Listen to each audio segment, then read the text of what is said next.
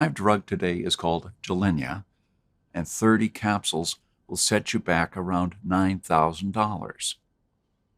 And the list goes on, and that's why even today, one of the most expensive things that you can buy on the black market in Venezuela is not food or guns, but medicinal plants. In America, these wild plants are still widely available, so my advice is to forage or buy the ones that you need and won't be able to find at the pharmacy anymore. Still, the greatest problem that you'll face in a crisis will be the absence of doctors and other medical experts. So chances are, during dark times, you'll probably need to take your health into your own hands. As the economic collapse worsened in Venezuela, so did the medical situation. Many were left waiting in line for hours on end to see an overworked doctor who had almost nothing left to treat them with. Similar things happened after Katrina ravaged New Orleans, and people died needlessly in hospital hallways, waiting for someone to give them the time of day.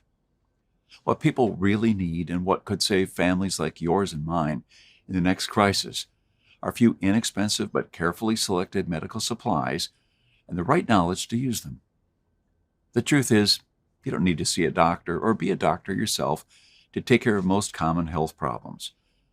I'm talking about the simple ones, not performing brain surgery. So wouldn't you want an expert to guide you on the right path, to tell you exactly what to keep in your medicine cabinet, and to teach you a few simple do-it-yourself methods to take care of your own health at home? I hope the answer is yes, because that's what I can do for you today. I've come to believe that in dark times, most people will not have access to a hospital while infection rates soar. You won't be able to buy medicines at the pharmacy, and they won't be able to consult a doctor when they need to.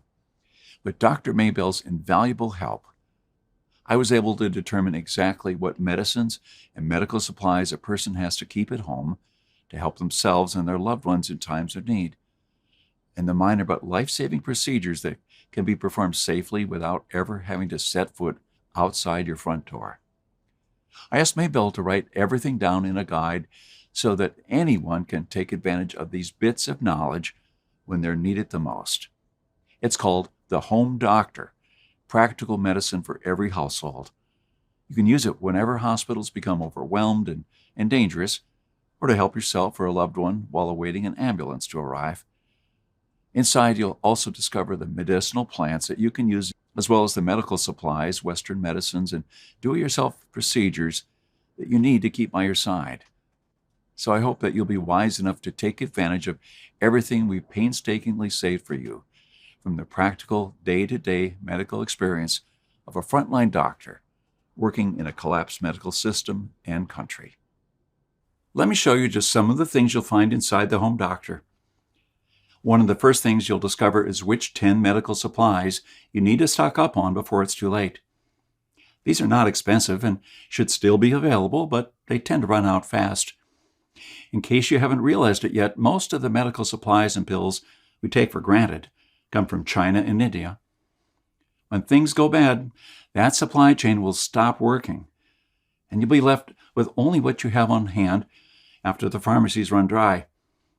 One of the 10 vital supplies you need in your house is a painkiller called naproxen, which is over-the-counter and a lot more powerful than ibuprofen, for example.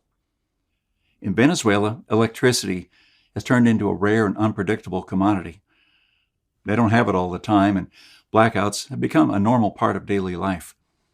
If you're preparing for the worst-case scenario, then you must expect frequent blackouts. Inside the Home Doctor, you'll also learn about the biggest medical mistakes that you can make in a blackout, and what to do with important medications that require refrigeration, like insulin or Humira. Do you know how to recognize if you or someone you love is having a heart attack? There are many conditions that mimic it. So how do you really determine if you're having a life-threatening cardiac event? Look at its 4 distinctive symptoms. First, chest discomfort that feels like uncomfortable pressure, squeezing, fullness, and pain in the middle of your chest that lasts for more than a few minutes. The second symptom is discomfort or pain in one or both arms and your back, your neck, jaw, or stomach. The third symptom is shortness of breath. The last thing you need to watch out for is breaking out in a cold sweat